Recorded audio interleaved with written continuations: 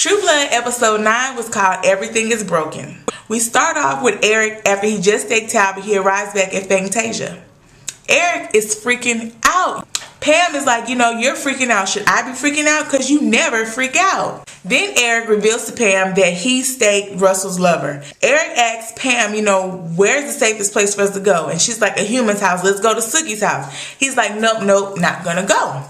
They call in Ginger and they tell Ginger they need her house. And she's like, why? Is that because of the V-Feds? And we see Miss Nan Flanagan. Eric is trying to play everything off, we're closed, I'm sorry. And she's like, good thing I've already eaten. True Blood, of course. I'm going to check her ass about that at the end. Then we see Russell going back to his place where he's screaming, where is he? Where's Talbot? The way vampires look when they're dead is just, Russell also notices the crown is gone. Now, this is my thing about the crown.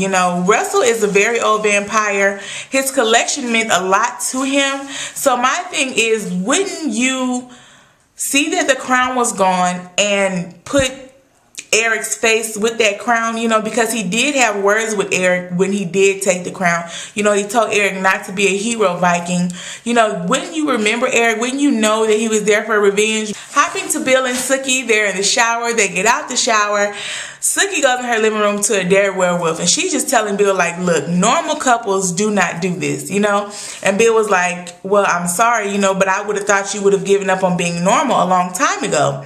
Then Bill goes on to explain to Sookie that he had to kill the werewolf or the werewolf was going to kill her. And he was like, well, Sookie, don't you trust me? And Sookie's like, I'm trying to trust you, but why do you have this file on me? She finally confronts Bill about the file, the pictures, and newspaper clippings. And the way Bill explains it pisses me off. He explains it that he wants to know why Eric has such an interest in Sookie, which is a lie. Eric knew nothing of Sookie until Bill brought Sookie to Fantasia because he up to no good. And he's going to tell her, I have to know what you are so that I can protect you. Bill is lying. I still think he's working for the queen. We hop back to where Nan Flanagan is searching Fantasia. The place has been wiped clean. At this point, I'm still thinking she's an authority, but we soon learn when she gets Eric's statement that she's not the authority. We actually see who the authority is, but then these are some men in their men in black damn uniforms on a big ass screen, and we still don't know who the hell the authority is. Eric tells Nan Flanagan everything he knows about Russell, about the wolves, about him killing, about how he doesn't like the authority, and Nan is just like, why should we believe you? Why didn't you come and tell? And Eric then goes to reveal how he's been looking for Russell for over 1,000 years. Now, I'm thinking Eric is going to be in trouble, right? Instead of Eric being in trouble, the authority or the men in black deliberate and they'll get back to Eric. And they put Eric and Pam on lockdown.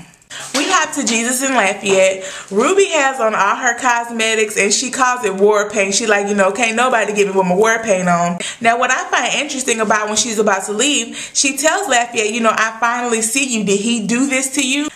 That's what's making me thinking Jesus is something, but maybe he's something good. An interesting part, after Crystal was found by her fiance, her and Jason go to the sheriff's office, when Andy and Jason are talking and Andy tells Jason that he locked the V up in evidence and the V was in his drawer, I was like, what the hell? Now, I don't think Andy's using the V because his arm is still broken, but why would he need to keep it? We see Holly again. Remember, Holly is a new waitress at Merlot's. She is at a meeting that Tara goes to for victims. The theory is, a lot of us have come up with this theory, is that she's a witch. We see Sookie looking at old newspaper clippings of an Earl Stackhouse and him crediting a 6th sense for him solving some kind of fire or something like that. Now, I don't know who Earl Stackhouse is, but I'm guessing that's her grandpa. Then Hadley calls and warns Sookie to get out the house again. Sookie tells Hadley that they already came, she's still okay. Hadley asks Sookie to meet her at the aquarium. Sookie goes to the aquarium. Hadley reveals how she told the queen about Sookie and how they have this interest in her, but she doesn't know why because they don't think like regular human beings. I don't like Hadley. We finally meet Hunter. Hunter is Hadley's son. Now, Hadley asks Sookie to tell her if Hunter is also a telepath, which the child ends up being a telepath. And Hadley takes the child to who knows where, okay? This is my thing. Hadley, you know these vampires can glamour you and get all kind of information out of you. Why would you even want to know that information about your son? You know, if the queen just finds you a little bit suspicious, maybe she'll glamour you and even find where your son is right then and there, you know, and know that he's a telepath. She's so stupid for doing that. And poor little Hunter, I hope we find you before the end of the season. Bill wakes up in whatever the hell it is, and he sees Claudine. Claudine is like, well, if you're here, then you've killed Sookie. There's no way that you could be here unless you killed her. Bill's trying to tell her, no, look, I didn't do it. Claudine starts to run. Of course, Bill catches her, and right when he catches her, why does Bill try to attack her? Ooh, she light that ass up. And I was like, good, because Bill is acting strangely, okay? The Eric and Pam scene where Eric is, you know, telling Pam, you know, if anything happens, she needs to become a maker. I thought that was so sweet. We hop back over to Merlotte's, where Jessica is seating Hoyt and his little girlfriend, Summer. What kind of grown-ass woman still play with dolls? We see Nan Flanagan. She's outside of Fantasia. She's obviously going back to tell Eric the news about what the authority decided. We also see that Russell is outside of Fantasia watching Nan Flanagan, and he's like, you know, look at them, look at the authority. They're the ones that sent your murderer, Talbot. They're the ones that sent him. And this is my thing again. Why can't Russell put two and two together and know why Eric killed Talbot? So basically, the men in black, or the authority, should I say, tells Eric that they don't want any part of this whole big mess and that he has to handle Russell on his own. You know, Eric's like, you know, what can I do? He's 3 times my age. Nan Flanagan basically tells Eric, look, you either bring me his fangs or I'll have yours. So Crystal's dad shows up at Merlotte's, right?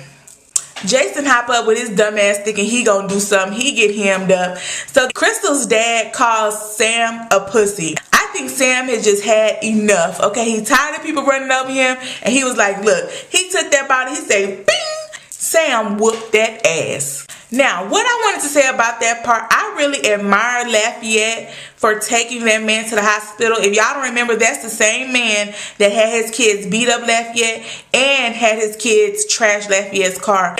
We finally see Franklin again. So then, Franklin snatches Tara's ass up. Tara, you can tell she's terrified, but she's just tired of running. She's tired of being scared. And she's like, look, you can kill me. I don't care. Like, do what you have to do. I'll be rid of you. Franklin is not most upset that Tara doesn't love him or that Tara tried to kill him. He is upset because Tara didn't mourn him. He's like, Tara, if you had any kind of heart, you would have mourned me. Franklin is really crazy. So he's like about to choke her up. He's like, I just want to feel your heart stop. Here comes Jason. I'm like, oh my gosh, anybody but Jason. Anybody. Can anybody come but Jason? Like, he's like the dummy of all dummies. Can anybody come rescue Tara other than Jason? Franklin basically tells Jason, look, run along. You can empty those rounds into me. I'm a vampire. I'll heal. Jason pulls that trigger and Franklin blew the hell up. I was shocked. I was like, oh my goodness, you know, but Jason had his wooden bullets from when he was with the Fellowship of the Sun. I'm like, what the hell? Bill comes back from wherever the hell that is. We still don't know. And he tells Sookie that he knows what she is. So I think definitely next episode, for those of you who don't know, you'll finally know what Sookie really is. We see Nan Flanagan's ass leaving from Fantasia on her way to Oregon, and her pro True Blood vampire rights act ass up there feeding on a human. I was shocked, you guys. I was really shocked. Like, are there any good vampires that really only drink True Blood out there? So as she's feeding on the human girl, the news is on, right? All of a sudden, the man bringing us the news, spine just coming to the TV, and Russell rips out this man's spine. I'm like, what the hell? Russell has popped all his damn top. And Russell kind of just blows all the vampires' cover. Basically, he says human and vampires are alike about being narcissistic, among other things. But he's like, then again, we're nothing alike. He was like, why would we want to be equal when we're immortal? We're not equal. We'll eat you after we eat your children.